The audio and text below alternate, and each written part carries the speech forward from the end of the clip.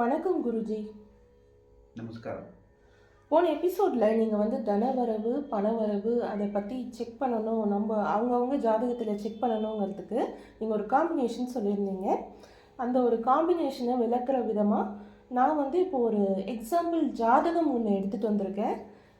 இந்த ஜாதகர் கன்னி லக்ன ஜாதகர். இந்த ஜாதகருடைய டீட்டெயில் நீங்கள் பார்த்து இதில் தனவரவு பணவரவு எப்படி எந்த ஒரு பாவகம் வச்சு செக் பண்ணுறீங்கன்னு சொல்லி உதாரண ஜாதகம் எக்ஸ்பிளைன் பண்ணுறீங்களா? எல்லாருக்கும் புரிகிற மாதிரி. எல்லாருக்கும் வணக்கம்.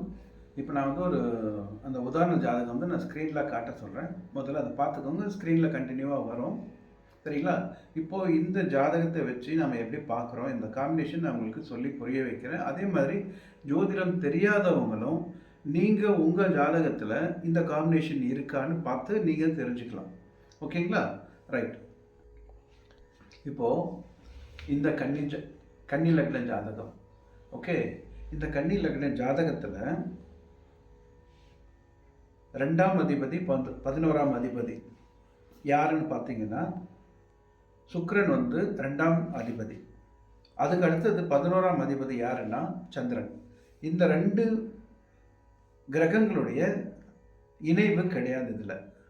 ஓகே, அதுக்கப்புறம் நான் போன எபிசோடில் நான் சொல்லியிருப்பேன், ஒருவேளை உங்களுக்கு 2ஆம் அதிபதி 11ஆம் அதிபதி தொடர்பு இல்லைனாலும், ஓகே, காலபுருஷனுக்கு 2ஆம் அதிபதி 11ஆம் அதிபதி. காலபுருஷன் தான் என்ன?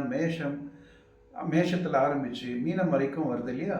அந்த ஒரு தத்துவம், அந்த காலபுருஷ தத்துவப்படி உங்களுக்கு 2ஆம் அதிபதியும் 11ஆம் அதிபதியும் ஏதாவது ஒரு சிறப்பு பார்வையில் இணைஞ்சா கூட உங்களுக்கு தனவரவு வரும் அப்படின்னு சொல்லியிருக்கேன். இப்போ இந்த ஜாதகத்தில் பார்த்தீங்கன்னா காலபுருஷனுக்கு 2ஆம் அதிபதி சுக்கிரன், காலபுருஷனுக்கு 11ஆம் அதிபதி யாருன்னு பார்த்தீங்கன்னா சனீஸ்வரன்.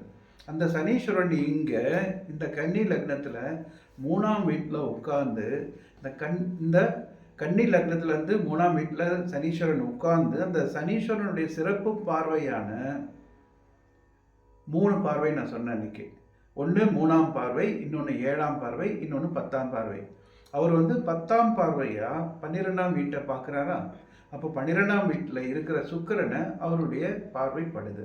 அப்படி படும் பொழுது என்ன ஆகும் அப்படின்னா, இந்த ஜாதகருக்கு இந்த பணத்தட்டுப்பாடு இருக்காது. எப்போவுமே இவங்களுக்கு ஒரு மணி மாரல் சப்போர்ட் கிடைக்கும். இது ஒன்று. ரெண்டாவது இவங்களுக்கு வட்டி இல்லாத கடன் கிடைக்கும், எதிர்பாராத தனவரவும் வரும். ஏதோ ஒரு கஷ்டம்னு இருக்கும்போது இவங்களுக்கு பணம் தானாக வரும், வச்சுக்கோங்க அப்படின்னு சொல்லி கொடுப்பாங்க, திருப்பி கேட்க மாட்டாங்க. அந்த மாதிரி இவங்களுக்கு ஒரு அனுகிரகம் இருக்கும், சரிங்களா? ஸோ இந்த மாதிரி நீங்களும் உங்கள் ஜாதகத்தில் பார்த்துக்கோங்க. பார்த்துட்டு உங்களுக்கு அந்த மாதிரி ஒரு காம்பினேஷன் இருக்கா அப்படின்னு சொல்லிட்டு எனக்கு கமெண்ட் பண்ணுங்கள்.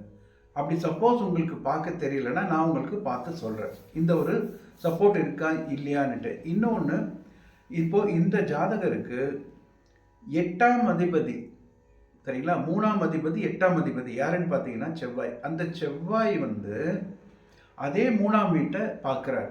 அப்போ இந்த செவ்வாயுடைய பார்வையும் சனியுடைய பார்வையும் ஒன்றுக்கு ஒன்று கனெக்ட் ஆகுது. 8ஆம் வீடுன்றது திடீர்னு கிடைக்கக்கூடிய அதிர்ஷ்டம், சரியா? எதிர்பாராத விதமாக இவங்களுக்கு ஒரு பொக்கிஷன் கிடைக்கிறதுக்கு இவங்களுக்கு வாய்ப்பு இருக்குது. இன்னொன்று, விபரீத ராஜயோகம்னு சொல்லிட்டு ஒரு கான்செப்ட் இருக்குது. அந்த விபரீத ராஜயோகம்ன்றது நான் அடுத்த எபிசோடில் நான் அதை ஒரு முழுசாக கொஞ்சம் ஒரு சின்ன ஒரு இதுவாக விளக்கமாக கொடுக்குறேன். ஸோ இங்கே பார்த்தீங்கன்னா அந்த விபரீத ராஜயோகத்தில் இந்த செவ்வாய் நிற்கிது. அப்படி நிற்கிறதுனால இந்த செவ்வாய் அதே இவரை பார்க்குறாரு, சனீஸ்வரனை பார்க்குறாரு, சனீஸ்வரன் செவ்வாயை பார்க்குறாரு. இப்படி இருக்கிறதுனால விபரீத ராஜயோகம், இந்த விபரீத ராஜயோகம் இங்கே ஆக்டிவேட் ஆகுது.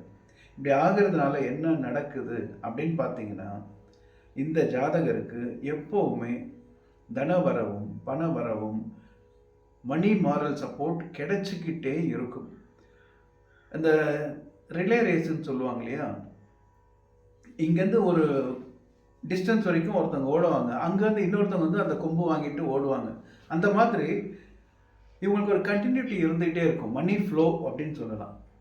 அந்த ஒரு அதிர்ஷ்டமான ஒரு ஜாதகம். இந்த கன்னி லக்னத்துக்கு இந்த ஜாதகத்துக்கு அந்த மாதிரி ஒரு அமைப்பு இருக்கு. சரிங்களா? உங்களுக்கு ஏதாச்சும் சந்தேகம் இருந்தால் நீங்கள் உங்கள் அருகாமையில் இருக்கிற ஜோதிடரை சந்தித்து இந்த மாதிரி எனக்கு ஒருத்தர் இந்த வீடியோ காட்டுங்க, அவருக்கு காமிச்சிட்டு இந்த மாதிரி எனக்கு சொன்னார், எனக்கு அந்த காம்பினேஷன் ஒர்க் அவுட் ஆகுதா, அதுக்கு நான் என்ன பண்ணணும் அப்படின்னு சொல்லி கேளுங்க. இன்னொன்று, கோச்சார ரீதியாக உங்களுக்கு 2-11 இணையும் போதெல்லாம் கூட உங்களுக்கு ஒரு சின்ன சின்ன சின்ன சின்ன சின்ன சின்ன ஒரு அதிர்ஷ்டம் வரும். திடீர்னு ஒரு பணம் கிடைக்கும், தன வரவுக்கான ஒரு வாய்ப்பு உருவாகும். இதுவும் ஞாபகம் வச்சுக்கோங்க. இந்த தசாபுத்தி காலத்திலையும் உங்களுக்கு 2ஆம் அதிபதியுடைய தசாபுத்தியோ 11ஆம் அதிபதியுடைய தசாபுத்தியோ நடக்கும் பொழுதும் இந்த விபரீத ராஜயோகமும் இந்த தனவரவும் உங்களுக்கு நடக்கும். முக்கியமாக ஒரே விஷயம், தனவரவு பணவரவு இப்படி வரும்பொழுது அதை நீங்கள் ஒரு சரியான ஒரு பாதுகாப்பாக அந்த பணத்தை சேமித்து வைக்க கற்றுக்கோங்க. சரிங்களா? நன்றி, வணக்கம்.